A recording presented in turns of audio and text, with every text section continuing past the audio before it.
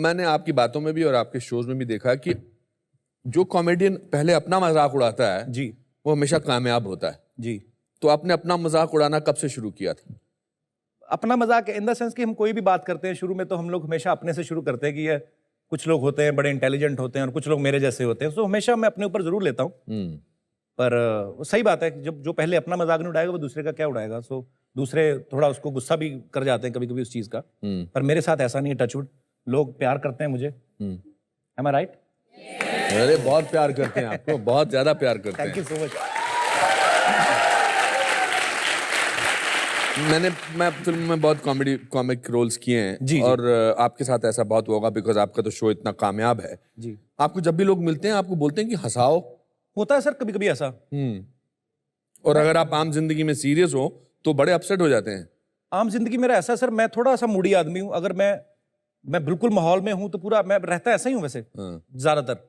कभी कभी होता है कि दिल नहीं कर रहा है, आप थके हुए हो, सारी रात शूटिंग की है, सुबह मेरा मान लो कहीं इवेंट है तो मैं थका हुआ और चश्मा लगा के एयरपोर्ट पे घूम रहा हूँ। कई बार ऐसे बोलते हैं सर फोटो खिंचाओ, मैं कहा हाँ जी आ जाओ आ जाओ। तो सब प्यार करते हैं लोग, तो आप मना भी नहीं कर सकते हो किसी को।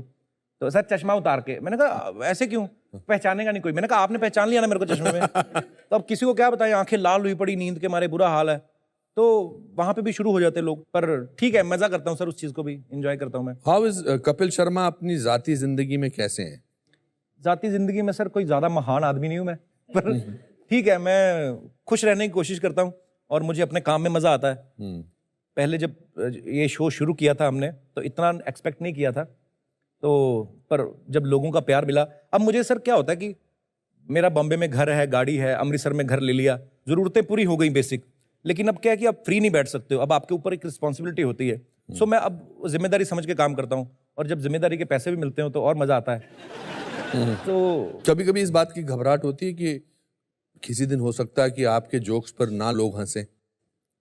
होता है सर, हर हफ्ते होता है। मतलब मुझे हर हफ्ते एक चैलेंज ही लगता है कि प्रेशर रहता है एक दिमाग में कि अरे यार मैं रहता है जैसे सर, बिल्कुल। अभी जैसे आप यहाँ पर इंटरव्यू में बात कर रहे हैं, अगर हम सीरियस बात करें बहुत देर तक और लोग ना हंसे तो आपको लगता है कि यार अभी तो बहुत देर तक हाँ, हंसे ऐसा नहीं ही है। होता है क्योंकि लोगों के मन में धारणा बन जाती है। मैं अगर सीरियस बात करूं तो लोग कहेंगे ये क्या कर रहा है। तो मेरे ऊपर प्रेशर रहता है सर, बिल्कुल रहता है। अब मेरे साथ जैसे मैंने बच्चन साहब के साथ शूट किया, आपके साथ बैठा हूँ, पहले मैं घबरा जाता हूँ कि यार ये इतने धुरंधर लोग, इतने सीनियर आर्टिस्ट, मैं क्या इनके सामने बात करूंगा। मैंने बच्चन साहब के साथ भी काम किया तो मैं घबराया हुआ था सर। प्रोमो शूट करने गया पहले दिन, तो बच्चन साहब 10:30 आने वाले थे, वो 10:32 पे आए। तो मेरे कहते माफ कीजिएगा 10:30 का टाइम था, 2 मिनट लेट हो गया। मैं कहा मैं मर गया यार, ये क्या कह रहे हैं। मैं कहा बच्चन साहब ऐसा। तो मैंने एक चीज नोटिस की कि कोई कितना भी बड़ा आदमी हो उसके अंदर एक शरारती बच्चा जरूर होता है, स्पेशली कलाकार। तो वो डर मेरा थोड़ा सा निकला सर पहले से, नहीं तो मैं घबरा जाता था पहले। आपकी जो कॉमेडी है वो बहुत एक्सटेम्पोर है जी। हालांकि आप कुछ गैग्स आई एम श्योर तैयार करते होंगे, मगर बहुत ज्यादा है on the spot thinking, on the spot mind is working. जी। अब आप फिल्में मैंने सुना करने वाले हैं या फिल्म करने वाले हैं, फिल्म में आपको डायलॉग्स नॉर्मल दिए जाएंगे जी। तो मैं एक डायलॉग देता हूं आपको जी। जो कॉमेडी का डायलॉग नहीं है, ओके, मगर हम कोशिश करते हैं कि इसको हम एक्टिंग में कैसे करते हैं। ओके, सिंपल है, सीरियस करना मेरे को। डायलॉग सुन लीजिए फिर आपको जिस हिसाब से करिए। डायलॉग है, आपसे प्यार करना तो रिश्ते की मजबूरी है, अच्छा, पर काश मैं आपकी इज्जत भी कर सकता। बाप बेटे का सीन है। अच्छा, मैं एक्टिंग का स्कूल वगैरह चलाता हूं तो मुझे इन्हीं चीजों से डर लगता है सर आपसे, और क्या। सर कोई डरने की बात नहीं है। ऐसी सिचुएशन में फंसाएंगे बंदे को लाके, बेटा आप तू ही है, मैं ही हूँ। नहीं ऐसा मेरा गोल भी नहीं है। We are doing it for fun. नहीं जी, वी आर डूइंग, आपसे मैंने कहा था दुबई में जी कि आप मेरे पास आना स्कूल में जी, और हम ऐसी कुछ बात करेंगे जी। अब इससे अच्छा मौका क्या हो सकता मुझे है? मुझे बता, इतने सारे लोगों के बारे सामने सिखाना शुरू कर दिया। आपसे प्यार करना रिश्ते की मजबूरी है, पर काश मैं आपकी इज्जत भी कर सकता। तो इसको मैंने कॉमिक करना है? नहीं, जैसा पहला जज्बात आपके मन में आता है, अच्छा, जो ख्याल आपके मन में डायलॉग सुनकर आता है। आपका नाम रोहित है, ओके, मेरा नाम केदारनाथ है। केदारनाथ, मतलब आप मेरे को पापा ही बोलिए। तो बट पर अब अगर वो इज्जत नहीं करता बाप की तो फिर नाम लेके बोलेगा केदारनाथ।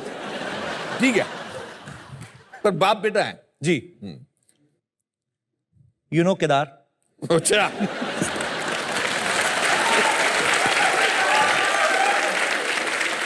अभी आपका डायलॉग राइटर आया जी कि कपिल जी यूनो केदार डायलॉग नहीं है, ओके, डायलॉग है आपसे प्यार करना रिश्ते की मजबूरी है, काश मैं आपकी इज्जत कर सकता। सर डायलॉग सही बोलिए जी, टेक 2। बच्चन साहब मेरे अंदर आ जाते हैं। सर मैं मतलब सीरियसली आप मुझे सीरियस करने के बोल रहे हो? हाँ हाँ, अच्छा मैं खड़ा हो जाता हूँ, चलो। ओके। चल डैड डैड डायलॉग में नहीं है सर। टेक 3।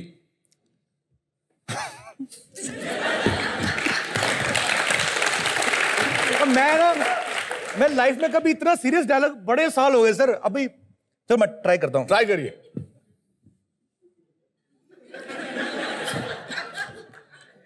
मुझे तो बाप बनने में टाइम लग रहा है।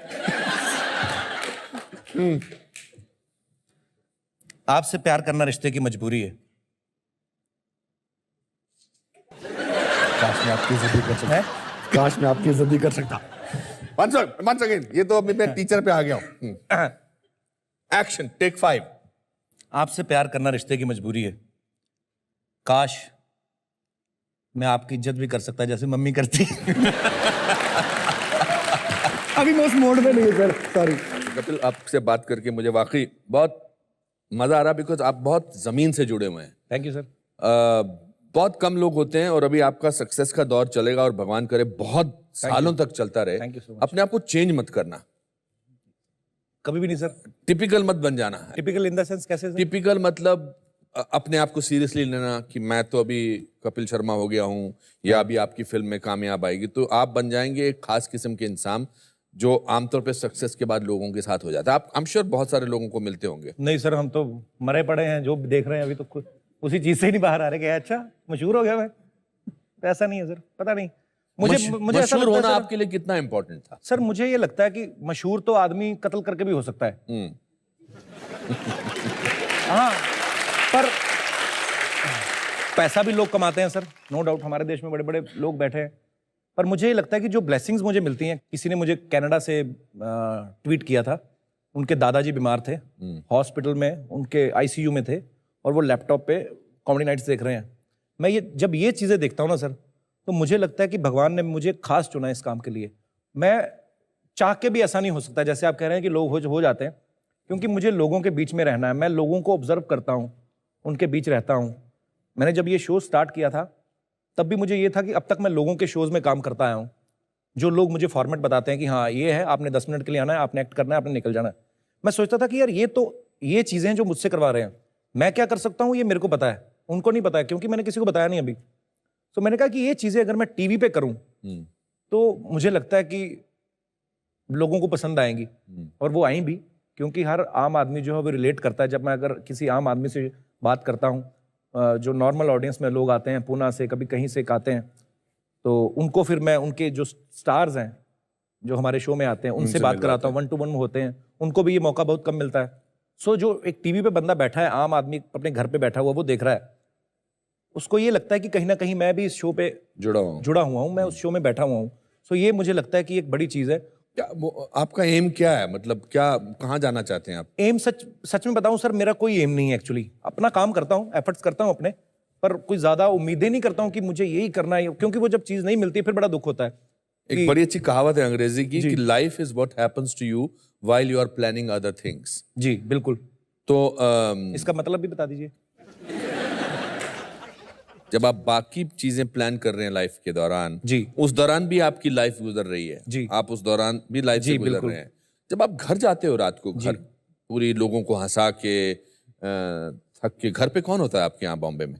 घर पे कोई नहीं होता सर, मैं अकेले रहता हूँ। मेरा एक दोस्त है। आपको अकेले रहने से डर लगता है, या अकेले रहने से अकेले? मैं कभी रहा नहीं हूँ एक्चुअली अकेला। मेरे साथ हमेशा मंडली रही है, गाना बजाना ये वो। तो मैं जब कभी अकेला होता हूँ तो मुझे ऐसा लगने लगता है पता नहीं सब कहाँ चले गए, ऐसा मैं फील करता हूँ। सो मेरा वो दोस्त था, वो मुझे लेके जाता था, वो गिटारिस्ट है, सो मुझे लेके जाता था अपने साथ ना सिंगर्स के शोज़ में। तो मैं वहाँ पे कोरस भी करता था, और स्टार्टिंग में मेन सिंगर जो बाद में आता है चमकीले कपड़े पहन के, तो वो बाद में आता है। तो पहले हम जाते हैं, 1-2 गाने गाए अपने ये वो, उसके बाद में जोरदार तालें स्वागत किए, द वन एंड ओनली फलाने, फिर वो आते थे मेन, और फिर अपना टाइम लेते थे। तो मैं वो करता था। तो उस समय वो मेरे को लेके जाता था। तो मुझे अब ये है कि भगवान ने अगर मुझे किसी जगह पे कोई प्लेटफॉर्म दिया है तो मैं उसको हमेशा अपने साथ रखता हूँ। तो मेरे साथ भी कभी बाहर भी जाते हैं हम लोग फॉरेन में, मेरे साथ मेरे घर पे ही रहता है वो। बाकी मैं अकेला कभी कम ही रहा हूँ सर। बाकी सब अच्छा है, ऐसी बात होनी चाहिए, मगर ऐसा कुछ कभी हुआ है कि आपने 8 घंटे बिल्कुल अकेले गुजारे, हाँ, मैं सो जहाज के अलावा? जब मैं सो रहा होता हूँ नहीं, सोने के अलावा? बहुत ऐसा कम हुआ सर।